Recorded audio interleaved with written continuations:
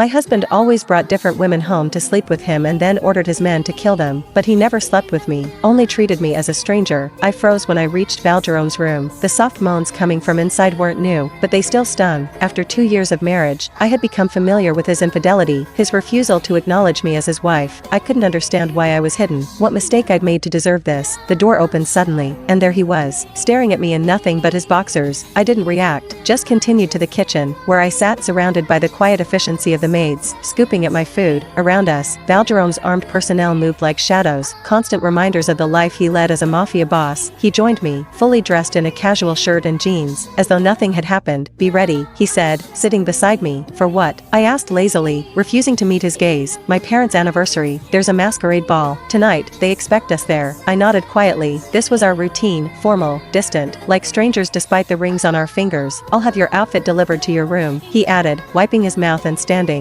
I leaned back in my chair. "Are we doing the lovey-dovey couple thing again?" I asked sarcastically. His jaw clenched, but he ignored the question. "We leave at 11, he said, walking out. I faked a laugh. "I wish there were more parties," I murmured. It was the only time he treated me kindly. Dressed in a gold backless gown, I descended the stairs to find him waiting. His intense gaze made my pulse quicken, but I dismissed the thought. "Let's go," I said firmly, moving past him. He caught my arm, his fingers warm against my skin. My breath hitched as he leaned closer, tucking a stray strand of hair behind my ear. I stiffened when he placed something cold around my neck, a necklace. I blinked at the diamond infinity pendant, stunned. "What's this?" I asked, voice shaky. He shrugged. "It's just for appearances. Don't read into it." His words cut deeper than I'd expected. I bit back tears and followed him out to the car, his earlier tenderness replaced by the usual coldness. We arrived at the ball, masked and poised, his hand firm on my waist. His parents greeted us warmly, his mother beaming as she hugged me. "Happy anniversary, Mom," I said, smiling at her warm. "You look stunning, Hija. No wonder all the men are staring," she teased. I forced a laugh, aware of Val Jerome's darkening expression. At the table, the conversation turned to the inevitable. "When will we have a grandson?" his father asked. I choked on my drink, coughing as Val Jerome patted my back. "Next month," Val Jerome said suddenly, his tone serious. I turned to him, shocked. "What?" I whispered, but he didn't answer. Instead, he pulled me into a deep kiss, silencing my thoughts and leaving me breathless. "Expect your grandson next month," he said casually, resuming his meal as though nothing had happened. My face burned with embarrassment, my mind racing. Was he serious, or was this just another performance for his parents? The night dragged on, filled with empty conversations and forced smiles. I drank more than usual, trying to dull the pain, but it only made me bolder. At one point, Val Jerome's father suggested he dance with me, but Val Jerome refused, saying I was tired. I scoffed quietly. He just didn't want to be near me. I excused myself, needing air, but Val Jerome insisted on escorting me to the restroom. But when I came out of the bathroom, I stumbled upon Val Jerome kissing another woman. My stomach twisted, but I kept walking. I ended up at the mini bar, drowning my frustration in drink after drink. A man approached, his ocean blue eyes locking onto mine. "Why don't you dance with me instead of drowning in alcohol?" Before I could answer, Val Jerome's arm was around my waist, his grip tight. "That's my wife you're hitting on," he growled. The man didn't flinch. "She deserves better than you." Val Jerome's hand tightened painfully, but I didn't care. I was too tired to fight, too tired to pretend. Later that night, I was back in our mansion, 3 bottles of wine deep, slumped at the mini bar. Val Jerome appeared, watching me with cold indifference. "You should go to bed," he said. "As if you care," I muttered, taking another sip. His hand covered mine, stopping me. "Enough, Jazzy." I looked up at him, tears blurring my vision. "Why don't you take me to bed, Val Jerome? Why don't you touch me? I'm your wife, aren't I? What's wrong with me?" He didn't answer. Instead, he lifted me, carrying me to my room like I was a fragile doll. "Stay with me tonight," I whispered.